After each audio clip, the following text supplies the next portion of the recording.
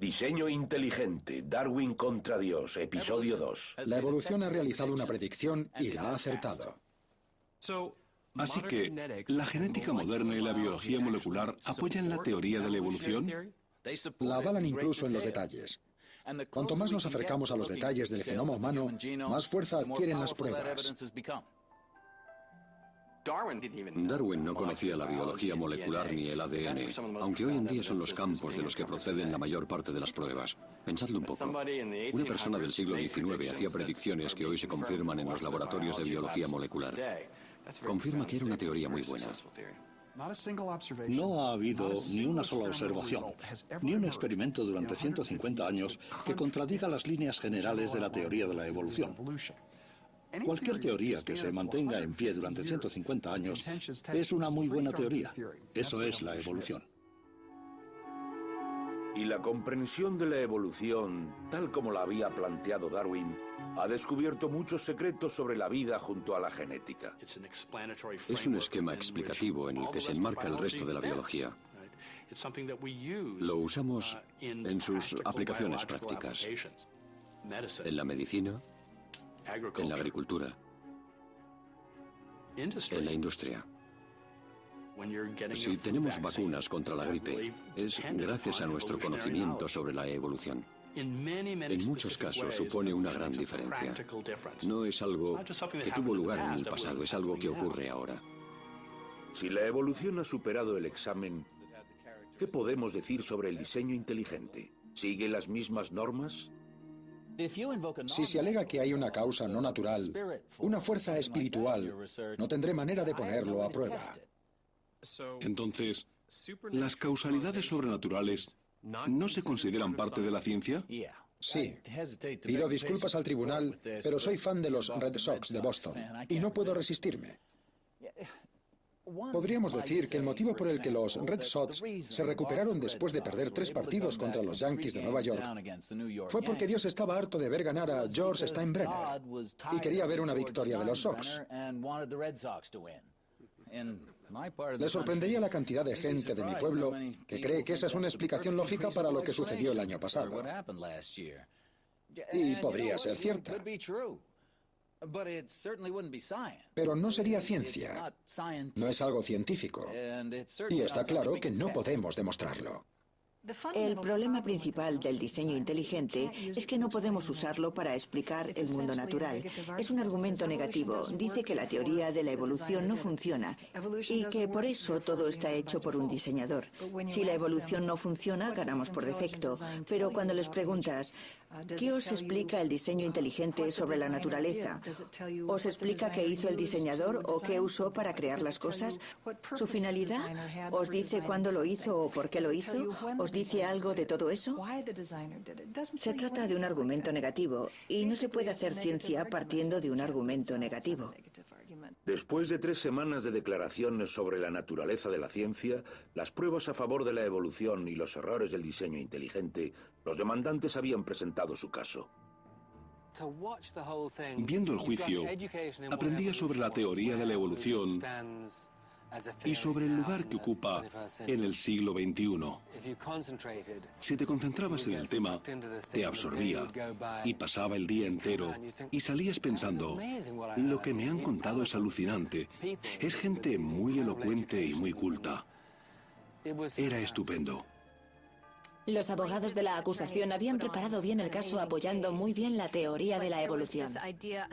Pero también había la sensación, sobre todo entre los que no acudían al juicio a diario, de que cuando empezara la otra parte también escucharíamos argumentos muy interesantes.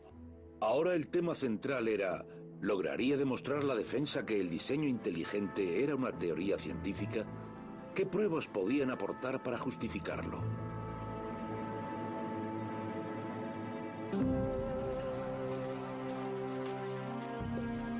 Mientras la batalla en el Tribunal Federal se intensificaba, el ambiente en Dover había pasado de ser hostil a ser peligroso.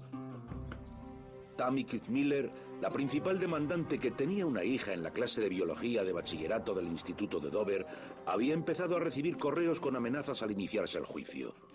Una es bastante inquietante. Creo que esta era la que tenía un párrafo.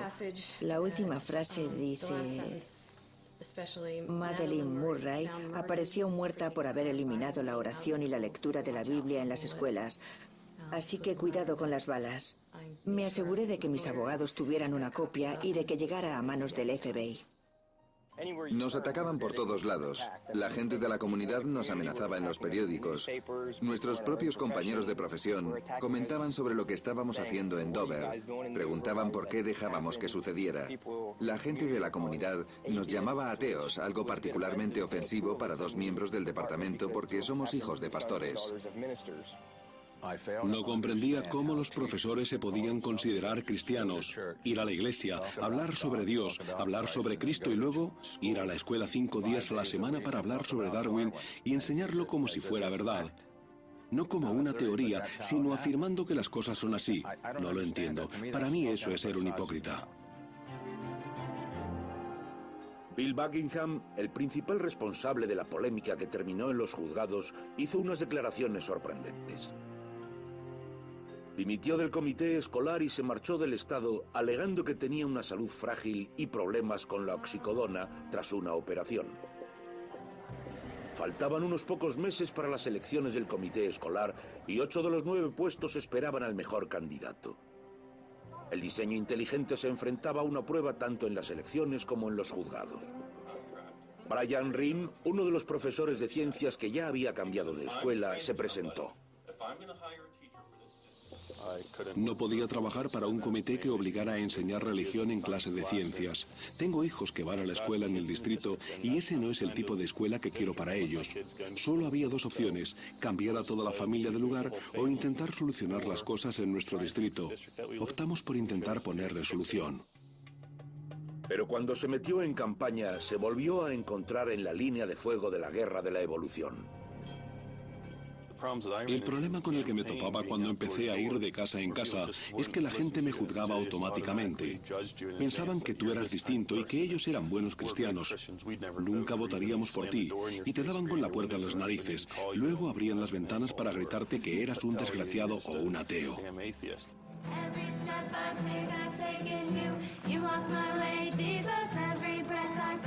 Para los Ream era muy doloroso. Los dos participan activamente en su iglesia y dirigen un curso de verano sobre la Biblia. Tenemos un vecino que fue elegido para el comité escolar y era partidario del diseño inteligente. Hacía campaña y criticaba a nuestra familia. Decía que éramos ateos y que si nos votaban, Dios no estaría contento con ellos.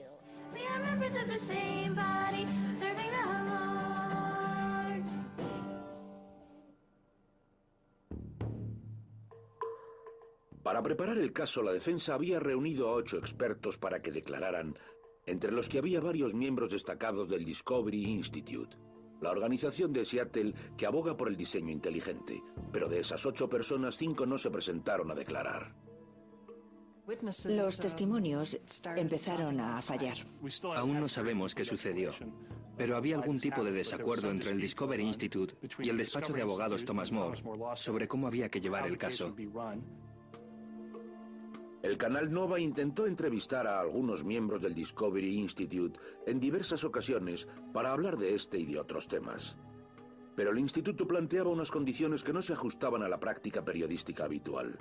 La defensa no necesitaba muchos declarantes para hacerse con la victoria.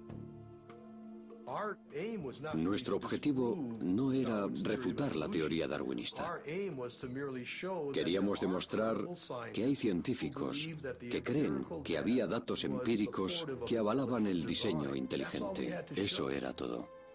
Pensábamos que si lograban argumentar que había bases científicas que avalaban el diseño inteligente, cabía la posibilidad de que el juzgado creyera que era una propuesta válida para la enseñanza. Creo que todos estábamos expectantes. Queríamos ver si los del diseño inteligente tenían algo que exponer, pero en cuanto terminamos nuestras declaraciones, parecía claro que todo dependía del testimonio de Michael Behe. Michael Behe era un científico miembro del Discovery Institute, autor de un conocido libro sobre diseño inteligente, La caja negra de Darwin, y de cientos de artículos sin relación con el tema en revistas científicas. Behe rechazó las entrevistas para este programa en varias ocasiones, pero sus declaraciones en el juicio se mantienen por escrito. Doctor Behe, ¿cuál es su profesión? Soy profesor del Departamento de Ciencias Biológicas de la Universidad de Lehigh, en Belén, Pensilvania. ¿Es usted bioquímico? Sí, es así. ¿Cuántos años hace que da clase en la universidad? 23. Señor, ¿qué es el diseño inteligente? El diseño inteligente es una teoría científica que propone que algunos aspectos de la vida se explican mejor si son obra de un diseñador y que la presencia de ese diseñador en la vida es real y no solo aparente. ¿Se basa en creencias o convicciones religiosas? No. ¿En qué se basa entonces? Se basa en pruebas empíricas y físicas que podemos observar en la naturaleza, además de unas conclusiones lógicas. ¿A qué se refiere cuando usa la palabra diseño? Está explicado en mi libro, La caja negra de Darwin. En esta cita del capítulo 9 encontramos una corta descripción del término. ¿Qué es el diseño? El diseño es una distribución determinada de las partes del todo con una finalidad. Cuando nos damos cuenta de que las partes se han distribuido para cumplir con un propósito, lo llamamos diseño. Parte de la estrategia de la defensa era enseñarle al juez ejemplos de sistemas biológicos que ellos consideraban demasiado complejos para haber evolucionado por selección natural y por lo tanto creían que habían sido producto de un diseñor. ¿Podría darnos un ejemplo bioquímico de diseño, doctor Behe? Sí, está en la siguiente diapositiva. Creo que el mejor y más llamativo ejemplo del diseño inteligente es el llamado flagelo bacteriano. Aquí vemos un esquema sacado de un libro de texto muy común en las universidades del país. El flagelo bacteriano es literalmente el motor que las bacterias usan para nadar. Para cumplir esa función disponen de una serie de partes que reciben la orden. Esta parte de aquí, llamada el filamento, es el propulsor. El motor es rotatorio. La mayoría de la gente a quien le explican su función entiende que estas partes reciben una orden con una finalidad y eso indica el diseño. Bajo el microscopio parece que las bacterias propulsadas por el flagelo hagan acrobacias. Dan vueltas y giran en espiral gracias a ese filamento en forma de látigo. El propulsor recibe la fuerza de un motor diminuto que forma parte de una estructura compleja compuesta por 40 tipos de proteínas. El flagelo bacteriano tiene un aspecto parecido a la descripción que Julio Verne hacía del futuro. Tiene una apariencia mecánica, con engranajes y colas que se mueven. Y según Behe, si falta alguno de los elementos del sistema, el motor no funciona.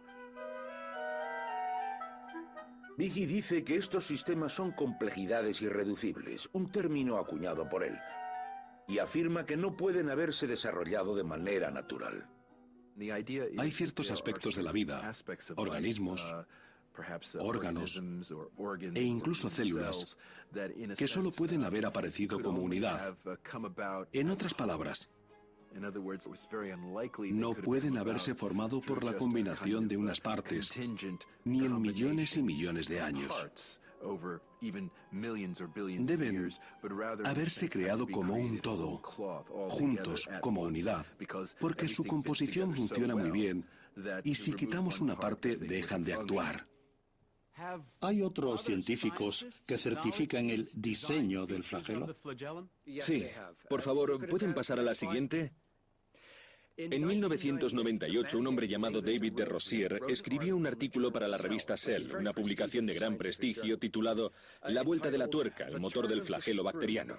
El autor es un profesor de biología de la Universidad de Brandeis en Massachusetts que ha dedicado la mayor parte de su carrera al motor del flagelo bacteriano.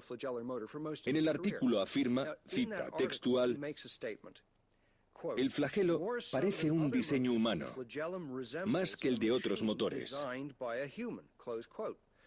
El mismo de Rozier reconoce que la estructura del flagelo parece un diseño.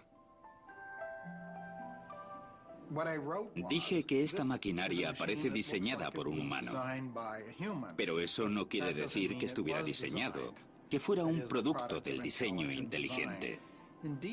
De hecho, tiene unos rasgos que nos hacen pensar que es producto de la evolución. Con un microscopio electrónico, de Rosier consigue unas imágenes tan espectrales como estas, que nos muestran las entrañas de lo que ha sido denominado como el motor más eficiente del mundo.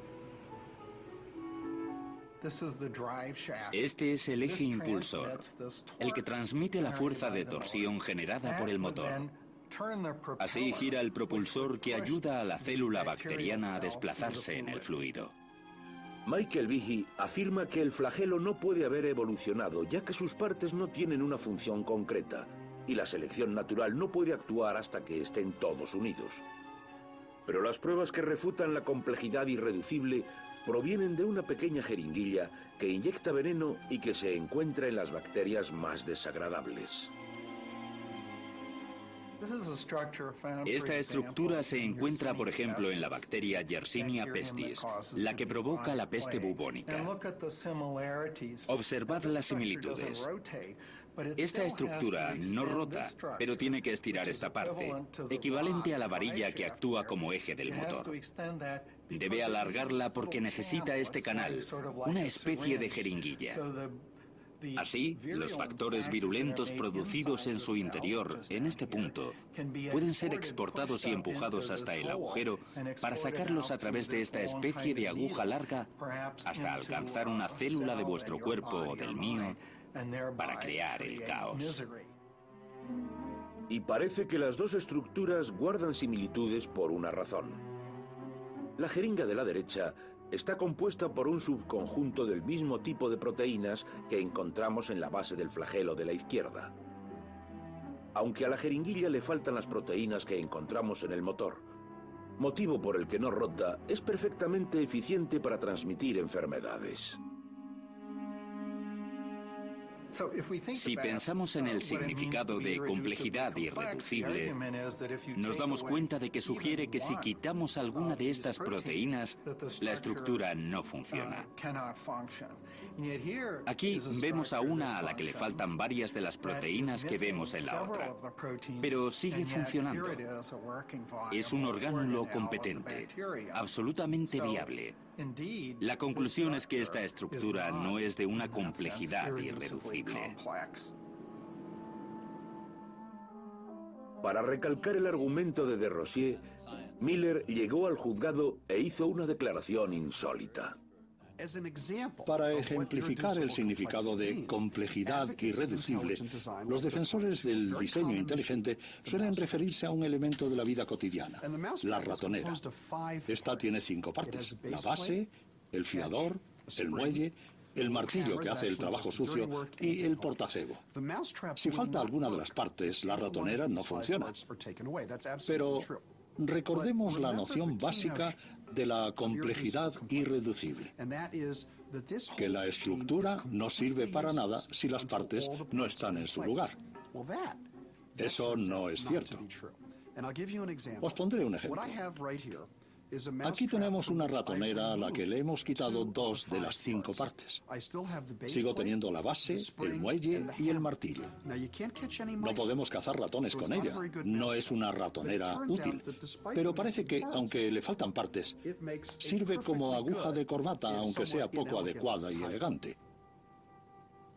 Cuando observamos los típicos ejemplos de la complejidad irreducible, como el flagelo bacteriano, que sería el ejemplo perfecto, nos topamos con el equivalente molecular de mi aguja de corbata. Vemos que faltan partes de la maquinaria, 2, 3, 4, 20, pero siguen cumpliendo con un cometido que puede ser determinado por la evolución. Ahí es donde falla el argumento.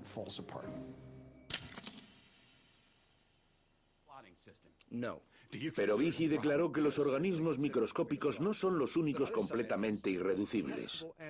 Dijo que la evolución no explica cómo nuestra red de órganos y células nos defiende de las enfermedades. La teoría de la evolución, y en concreto la selección natural, ¿ha explicado la existencia de aparatos de defensa como el sistema inmune? No. Y eso es un problema. Por supuesto. Aunque otros científicos que creen que la teoría darwinista es cierta, no parecen ver los problemas que presentan. Podría destacar el segundo párrafo de La caja negra de Darwin en la página 138. Usted dice, podemos mirar hacia arriba o hacia abajo, en libros y periódicos, pero el resultado es el mismo. La bibliografía científica no tiene respuestas para el origen del sistema inmune. Y en contexto significa que la bibliografía científica no tiene respuestas comprobadas y detalladas sobre la aparición del sistema inmune como resultado de mutaciones y de la selección natural. ¿Puedo acercarme, señoría? Adelante. Me acerqué al banco del testimonio y le puse delante una pila de 60 artículos, capítulos de libros y libros que ofrecían todo tipo de explicaciones sofisticadas sobre la evolución del sistema inmune. Le desafié a que respondiera teniendo en cuenta las afirmaciones que había hecho. Estos trabajos contradicen su afirmación de que la bibliografía científica no tiene respuestas sobre el origen del sistema inmune de los vertebrados. No, claro que no. Mi argumento es que la bibliografía no presenta explicaciones rigurosas sobre el origen mutacional por selección natural de sistemas bioquímicos complejos. Estos artículos no tratan el tema. Le contestó, ¿ha leído este libro, Dr. Behe? Y se los fue apilando delante de él. Llegó un punto en que Behe se había quedado enano comparado con la pila de bibliografía científica sobre el origen del sistema inmune. Durante varios años, todos estos científicos tan aplicados han publicado artículos y libros, capítulos, libros enteros, dedicados a la evolución del sistema inmune en los vertebrados. Pero parece que ninguno me convence. Es una trampa típica de abogado. ¿Behe podía leer todos esos libros antes de responder? Era tan teatral. Señor Rothschild, ¿no quiere llevarse los libros? Pesan. La defensa disponía de 3 declarantes expertos en la materia. Y el último día, el último declarante habló ante el tribunal sobre una criatura que ahora ya era conocida por todos. Soy el Dr. Scott Minnick, profesor asociado de microbiología en la Universidad de Idaho. ¿Podría darnos un ejemplo de diseño a nivel molecular? Esto es un flagelo bacteriano. Es el sistema sobre el que trabajo. Ya lo hemos visto. Lo sé. Le ampliarán los comentarios, señoría. Me siento como el quinto esposo de Sasa Gabor. Sé lo que tengo que hacer, pero no puedo conseguir que sea emocionante. Lo intentaré. Está usted especializado en la investigación del flagelo, ¿correcto? Así es. Y ha realizado experimentos con él. Sí. Y ha escrito artículos revisados sobre el tema. Sí. Una de las quejas más habituales que también han formulado los representantes de los demandantes es que el diseño inteligente no puede demostrarse, no es falsificable. ¿Está de acuerdo? No, en absoluto. Citaré a Mike Behe. El diseño inteligente está abierto a la refutación experimental directa. Para falsificar estas afirmaciones, los científicos pueden meterse en el laboratorio, colocar las bacterias sin flagelo bajo presión selectiva para comprobar la movilidad, por ejemplo, y dejar pasar 10.000 generaciones. Luego deben comprobar si se ha creado un flagelo u otro sistema igual de complejo. Si eso sucediera, todas mis afirmaciones quedarían refutadas. ¿Es un experimento que usted llevaría a cabo? Lo he pensado y me siento tentado. No creo que funcionase, pero eso es por mis prejuicios.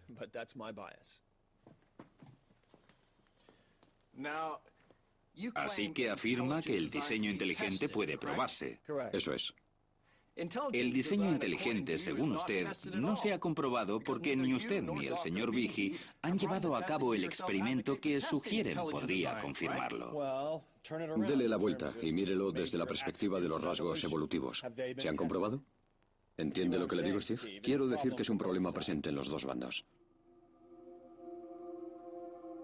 Mientras los bandos seguían la batalla en los juzgados, el choque entre el diseño inteligente y la evolución causaba estragos en Dover. Lori Livo, reportera del periódico local, estuvo presente en todas las jornadas de las declaraciones, y el conflicto empezó a separarla de su padre. Creía que Dios tenía que estar presente en la clase de ciencias. No creía en la ciencia. Estaba preocupado por mí, porque creía en la evolución. Llegó a decirme, ¿crees que venimos de los monos? En ese momento yo estaba muy quemada por el juicio No tuve la paciencia que debería haber tenido.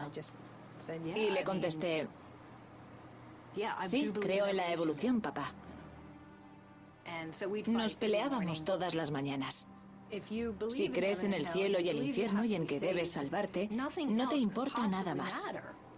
Ni la primera enmienda, ni la ciencia, ni el debate racional. Todo lo que te interesa es que te volverás a reunir con tus seres queridos. Enseñar el concepto tradicional de la evolución darwiniana, de que el hombre desciende de formas de vida inferiores, es recibir una bofetada para mí. Quita toda la dignidad de la vida humana. Lo que le da la dignidad al hombre es saber que estamos hechos a imagen y semejanza de Dios. Él es el creador y creó el mundo con unas intenciones, valiéndose del diseño. Me preocupa que el sistema educativo adoctrine a nuestros chicos para que tengan un concepto distinto sobre la humanidad. Nunca he escondido que soy católico romano.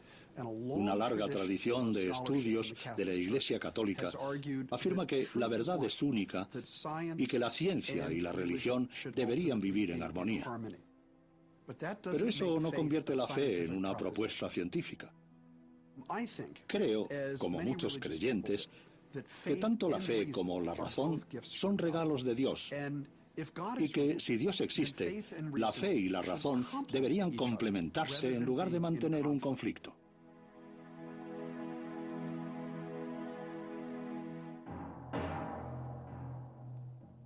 Durante el juicio, el juez Jones nunca dejó entrever su opinión sobre si el diseño inteligente era ciencia o no. Pero la ciencia no era el único tema que se trataba en el tribunal. El punto álgido del juicio era la resolución sobre un tema que emergía de una cuestión distinta. ¿El comité escolar tenía motivos religiosos para introducir el diseño inteligente en las clases? Si fuera así, sería una violación de la primera enmienda de la Constitución de Estados Unidos, la cláusula de la separación que ordena la separación Estado-Iglesia. Para imponernos, debíamos demostrar que el comité había intentado promocionar la religión o que su política tenía como finalidad la promoción de la religión.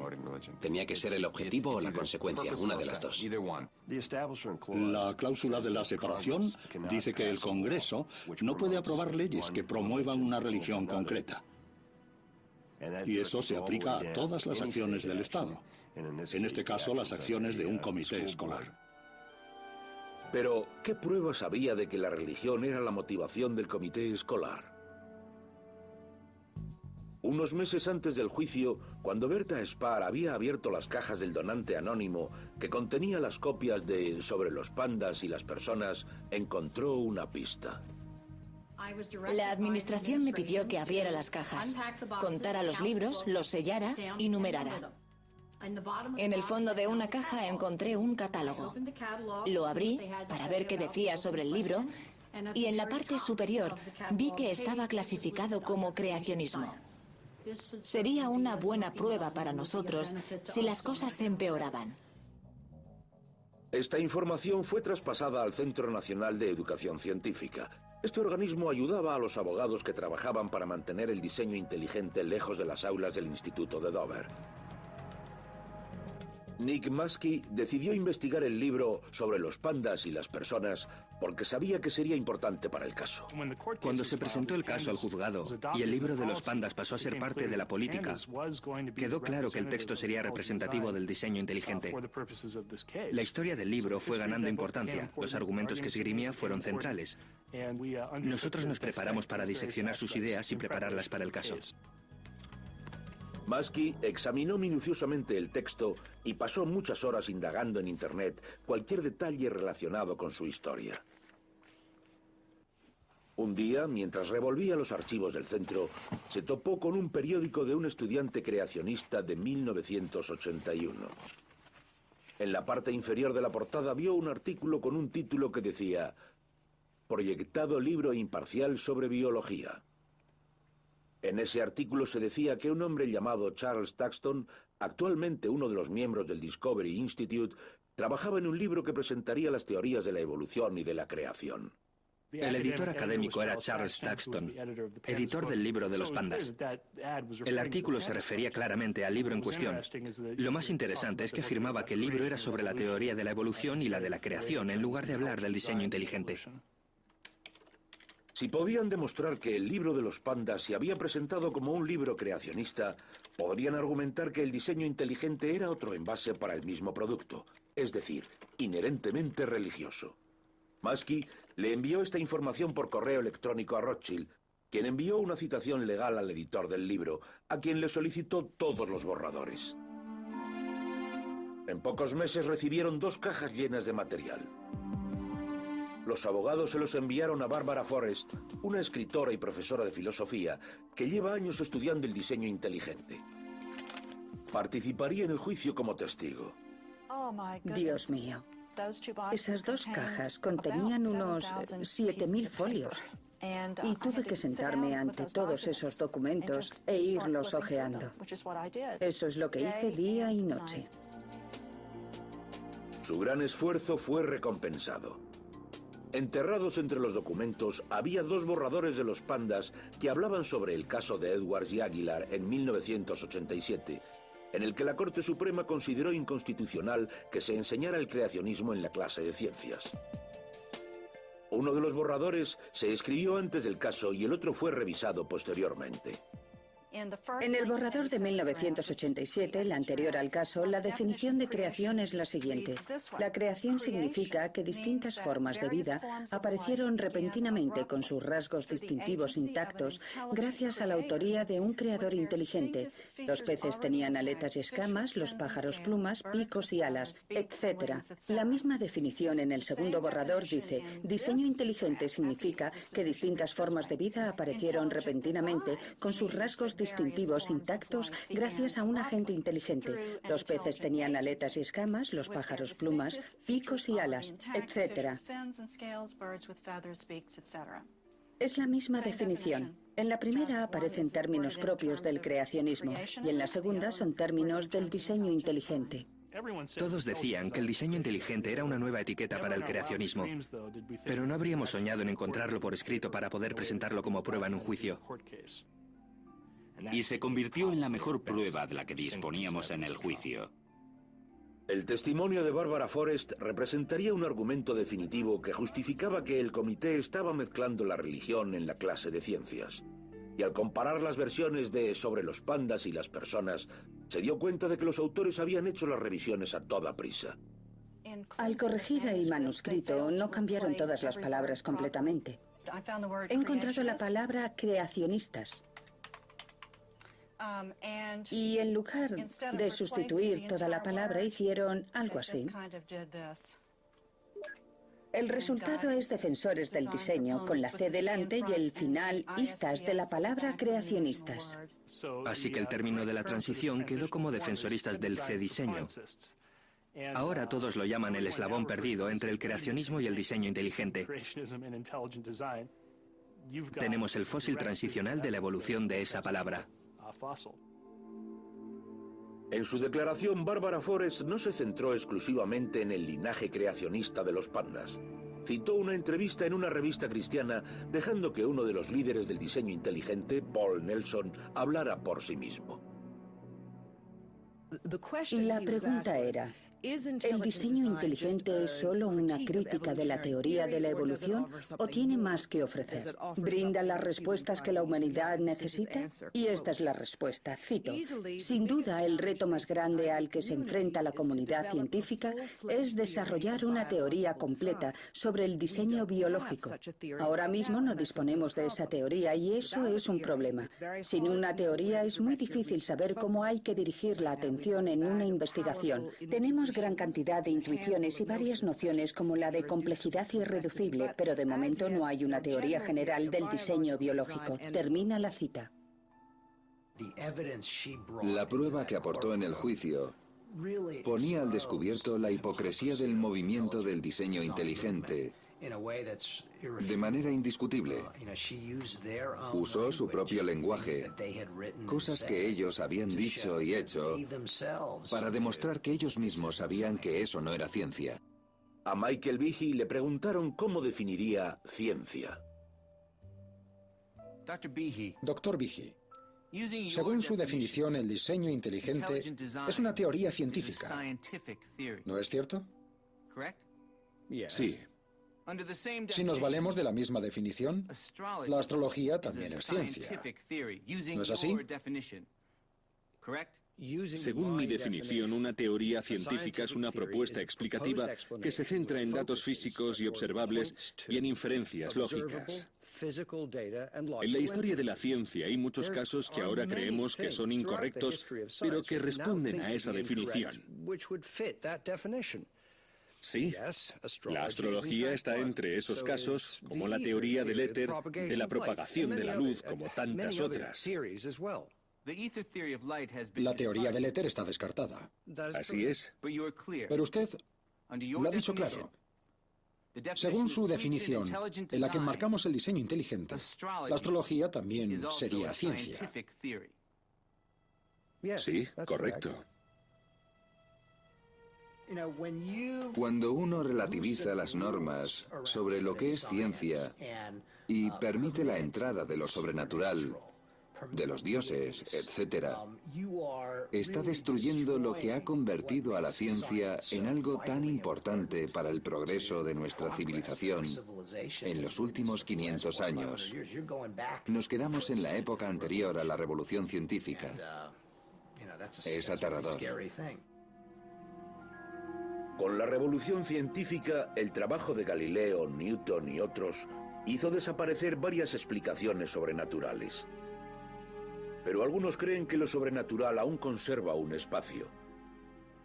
En los inicios de la genética apareció la idea del factor hereditario responsable de nuestros rasgos, pero no se había identificado cuál era ese factor. Eso también era sobrenatural en un principio. No podemos decir que lo sobrenatural no forma parte de la ciencia. Siempre ha estado presente y en varias ocasiones ha llevado a conclusiones muy valiosas. Parece que los evolucionistas hayan querido ignorar una parte muy importante de la historia.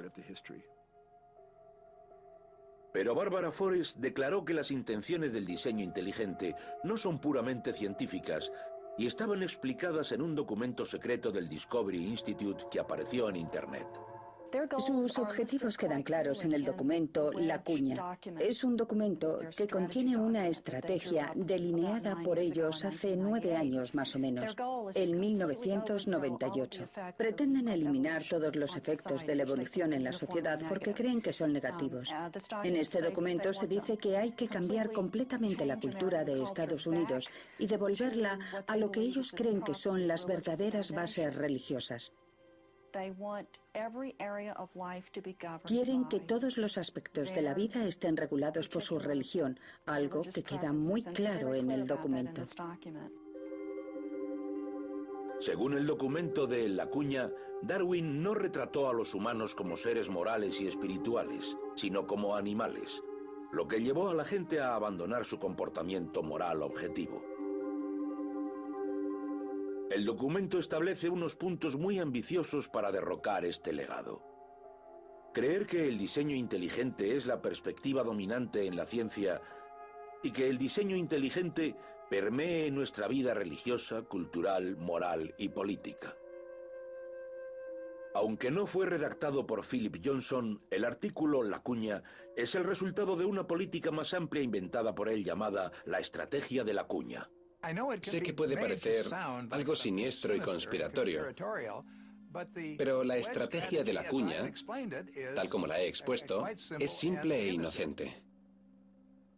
Cuando usamos una cuña para partir un tronco, empezamos a trabajar por el lado más afilado.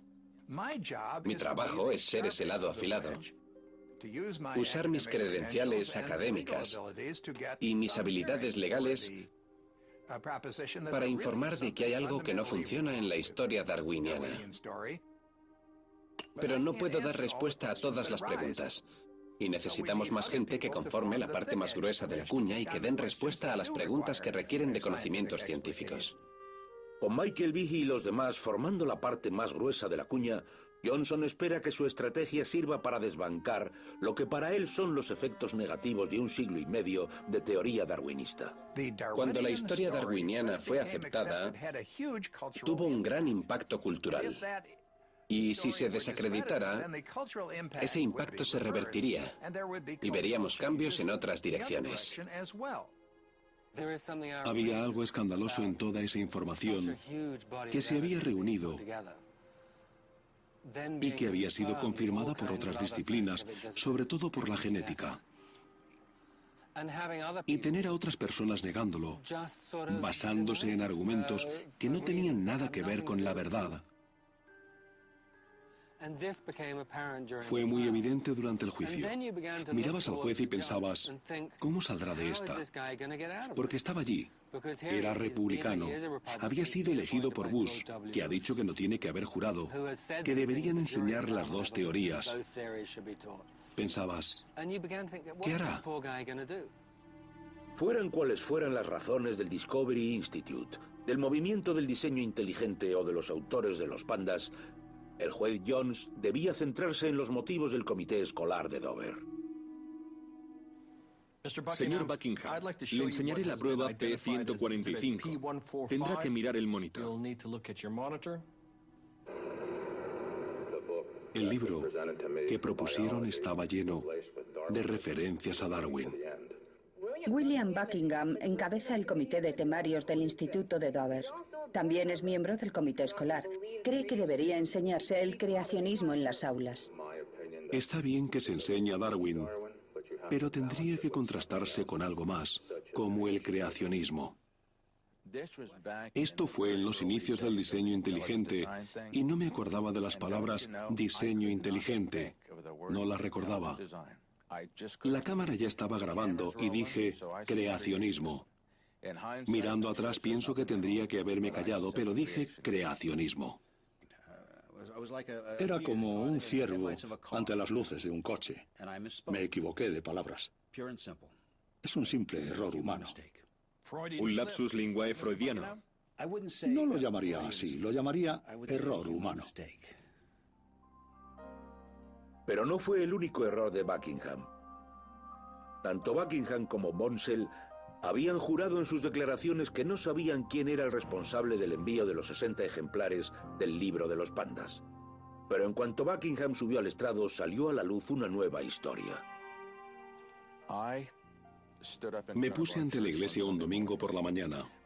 Teníamos que conseguir, creo que eran 826 euros para comprar los libros y dije, no os pido ni un céntimo, no os digo que me deis nada. En nuestra iglesia creemos en el poder de la oración y les pedí, recemos para que llegue ese dinero. La plegaria de Bill fue escuchada y el dinero le llegó en forma de donación de los miembros de la iglesia.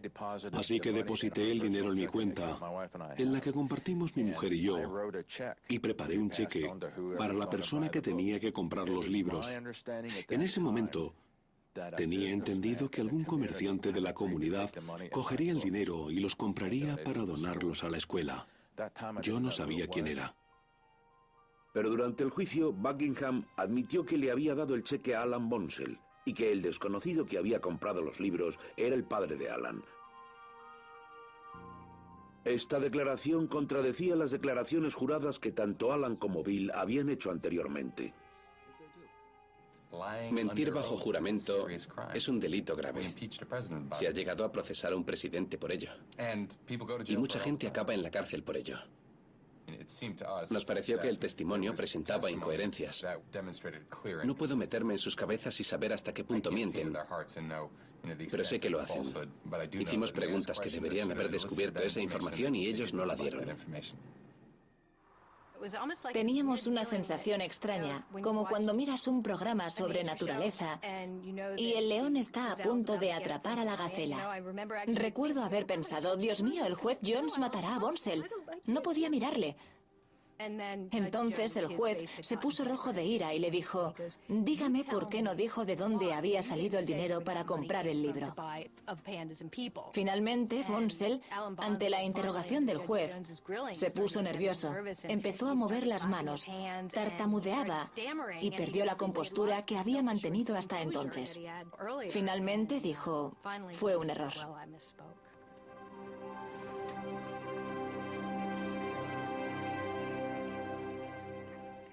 Nunca hubiera imaginado que acabaría en el Tribunal Federal cuando estaba en el comité escolar, o que tendría problemas con el distrito escolar por algo así. Por una declaración de 1 minuto. Una declaración. No les pedíamos a los profesores que se convirtieran en sacerdotes, ni en pastores protestantes, ni nada por el estilo. Solo queríamos que los niños supieran que existe esa teoría, que pudieran investigar y encontrar respuestas por sí mismos. El juicio concluía con los últimos alegatos tras 6 semanas. Estos argumentos estaban tan divididos como el propio pueblo de Dover.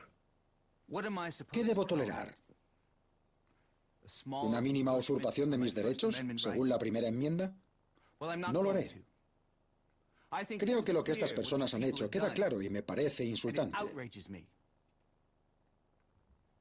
Es la declaración de un ciudadano de Dover, Fred Callahan, que se enfrenta a la cuña que ha presionado a su comunidad en el instituto de sus hijas, a través de un comité escolar antievolutivo, favorable al diseño inteligente. Este juicio ha demostrado que el diseño inteligente es inconstitucional, porque se trata de una propuesta inherentemente religiosa, una forma moderna del creacionismo. No es solo el producto de personas religiosas. No solo tiene implicaciones religiosas, es, en esencia, religión. El juego de las mentiras debe terminar.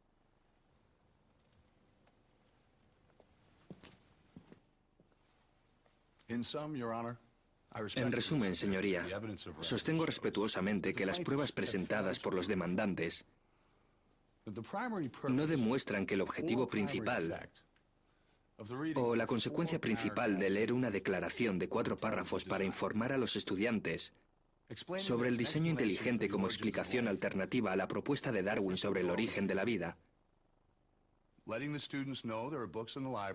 o de facilitarles libros de consulta sobre el tema, amenaza en ningún modo la cláusula de separación de la primera enmienda a la Constitución de los Estados Unidos. Bien al contrario, las pruebas confirman que la política de la defensa tiene como objetivo avanzar en la teoría científica,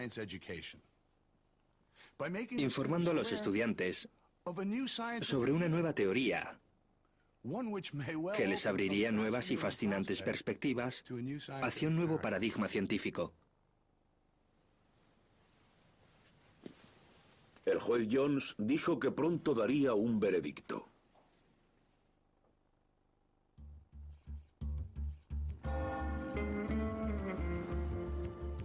Cuatro días después del final del juicio, los residentes de Dover dieron su propio veredicto con una gran participación en las elecciones al comité escolar. Los habitantes decidieron hacer limpieza por un margen muy estrecho. Los 8 puestos fueron destinados a candidatos contrarios al diseño inteligente, entre ellos el demandante y exprofesor de ciencias, Brian Ring. Entre los candidatos que obtuvieron menos votos encontramos a Alan Bonsell. El juez seguía deliberando, pero las elecciones del comité de Dover se convirtieron en noticia en todo el país y llegaron a provocar la ira de Pat Robertson, un evangelista televisivo. Quiero avisar a los ciudadanos de Dover. Si hay una catástrofe en su zona, no acudan a Dios. Acaban de echarlo de la ciudad.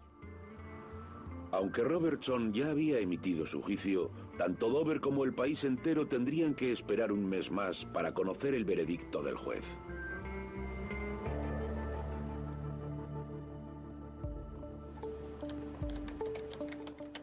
El 20 de diciembre de 2005, Jones dio su opinión por correo electrónico. Ese día fui a trabajar y sabíamos que la resolución se haría pública antes de mediodía. Estuve esperando la llamada. La decisión llegó a mi ordenador, creo que a las 10:37. El columnista que tenía detrás me oía leyendo desde el principio y me decía, lee el final, lee el final. La señora Berta Spar llamó a la puerta e interrumpió la clase. La decisión judicial, de 139 páginas, confirmaba que el diseño inteligente no era ciencia. El juez Jones declaró que era inconstitucional enseñar diseño inteligente en las aulas porque se introducía por motivos religiosos. Tanto los defensores del diseño inteligente como sus partidarios asumían una premisa falsa. Presuponer que la teoría de la evolución es contraria a las creencias sobre la existencia de un ser superior y de la religión en general. Puede que la teoría de Darwin sea imperfecta, pero el hecho de que ninguna otra teoría pueda dar explicaciones sobre todos sus puntos no implica que haya que impulsar una teoría alternativa basada en la religión en las clases de ciencias. Ni siquiera aceptar representaciones erróneas de propuestas científicas aceptadas. Los ciudadanos de Dover no recibían un buen servicio del comité escolar que votó por la política del diseño inteligente. Habló sobre la sorprendente estupidez de la decisión del comité escolar y declaró que varios de sus miembros habían mentido para protegerse y para esconder el objetivo real de la política del diseño inteligente.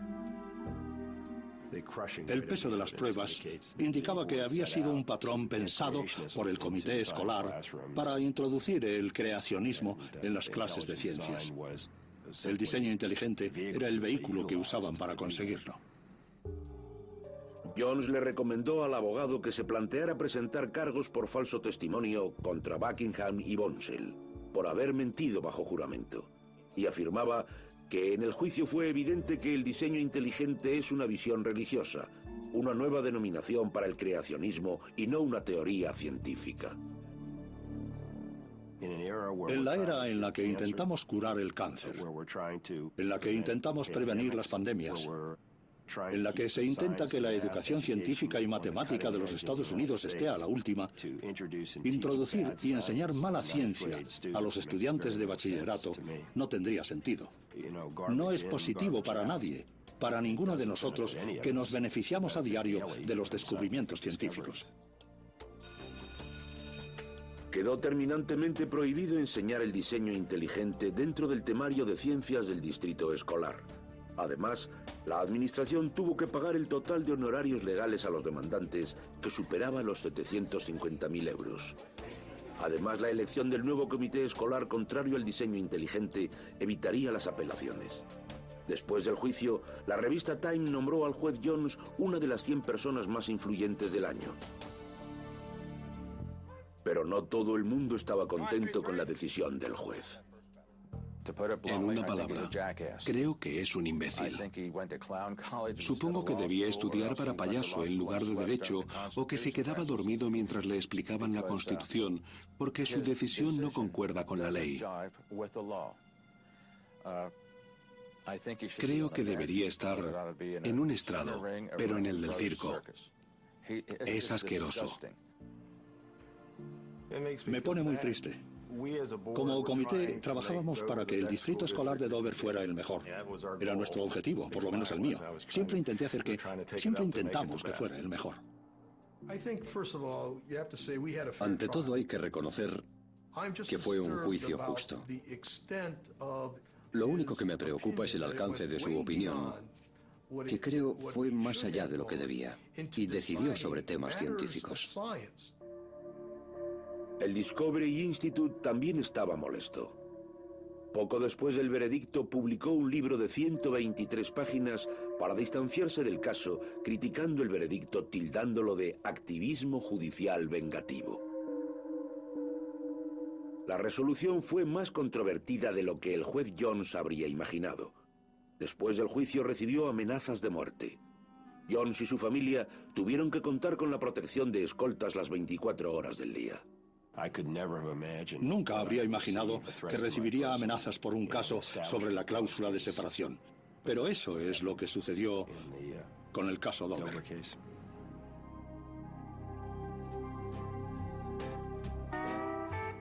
Para Lori Livo, la periodista del periódico local, el veredicto fue agridulce. Su padre murió 9 días después de que el juez anunciara la resolución. No lograron reconciliarse, pero Lori sigue siendo una firme defensora de la evolución. Recientemente su familia retomó la dirección de la emisora de radio y Lori presenta un programa semanal. Buenas tardes, vamos a escuchar a Johnny Cash. I talk to Jesus every day.